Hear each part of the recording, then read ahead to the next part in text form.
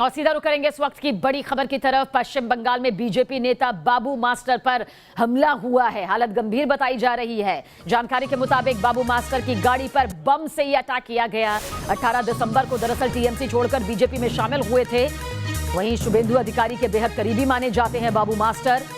साथ ही बीजेपी नेता शुभेंदु अधिकारी का बयान इस मामले पर आया है। आपराधिक तत्वों ने बाबू मास्टर पर यह हमला किया है, शुभेंदु अधिकारी की तरफ से यह कहा गया है। तो पश्चिम बंगाल में सियासी हिंसा का दौर लगातार जारी है। खूनी संघर्ष किस तरह से देखने को मिल रहा है। जानकारी के मुताबिक 18 दिसंबर को ही टीएमसी छोड़कर बीजेपी में शामिल हुए थे। फिलहाल टीएमसी पर बीजेपी की तरफ से यह आरोप लग रहा है कि इस वारदात को अंजाम टीएमसी के गुंडों ने दिया है।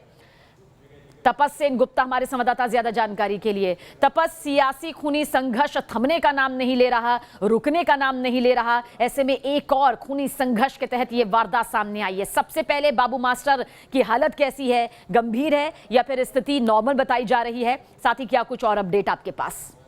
जी देखिए, अच्छी खबर यह है कि बाबू मास्टर की स्थिति पहले से बेहतर है। वो ऑब्जर्वेशन में है, उनको कोई गोली नहीं लगी है, ये अस्पताल की तरफ से पुष्टि की गई है, पुलिस की तरफ से भी। हालांकि उन्हें काफी गंभीर चोट लगी थी। जो स्प्लिंटर्स थे बम मारने की वजह से, वो बम फेंकने की वजह से स्प्लिंटर्स के इंजरीज हैं उनके, और उनका गाड़ी का जो शीशा था वो टूट चुका था। तो कुछ शीशों का हिस्सा उनके शरीर में घुस चुका था। अब स्प्लिंटर्स और शीशा पूरी तरह से निकाला गया है। वो इस समय स्टेबल बताए जा रहे हैं। कल वो जब बशीरहाट से लौट रहे थे कोलकाता, मैं पहले बता दूं कि वो बशीरहाट के रहने वाले और काफी प्रभावशाली नेता माने जाते हैं बीजेपी की तरफ से। लेकिन उनको कुछ आशंकाएं थी जब से उन्होंने तृणमूल छोड़ बीजेपी में ज्वाइन किया। तो वो रात को अमूमन हर रोज कोलकाता लौटते थे, वो बशीरहाट में नहीं रहते थे। और कल जब वो मीनाखा थाने के फाड़ी के पास पहुंचे थे, तकरीबन 500 मीटर पहले उनके गाड़ी को घेर लिया गया। कुछ आतंकियों ने घेरा और उसके बाद अंधाधुंध तो उनकी गाड़ी को गाड़ी की तरफ गोली भी चलाई और उसके साथ साथ कई बमबाजी भी। बिल्कुल तपस, क्या किसी की गिरफ्तारी हुई है? इतनी बड़ी वारदात को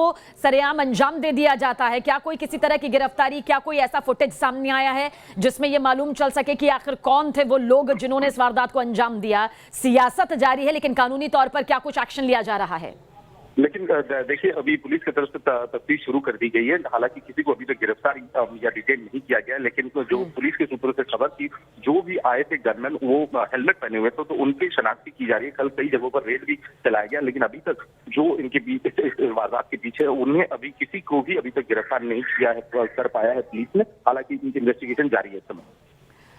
बहुत बहुत शुक्रिया जानकारी के लिए तपस आपका। लेकिन नजर बनाए रखिएगा। और इसी के साथ साथ कहा जा सकता है कि पश्चिम बंगाल की सियासत में जिस तरह से खूनी संघर्ष की तस्वीरें लगातार सामने आ रही है, थमने का नाम नहीं ले रही है। कानून व्यवस्था पर सबसे बड़ा सवाल होता है। हालांकि ममता सरकार से जब भी कानून व्यवस्था को लेकर सवाल किया जाता है तो वो कहती हैं कि कानून व्यवस्था का तो इसमें कोई दोष नहीं है।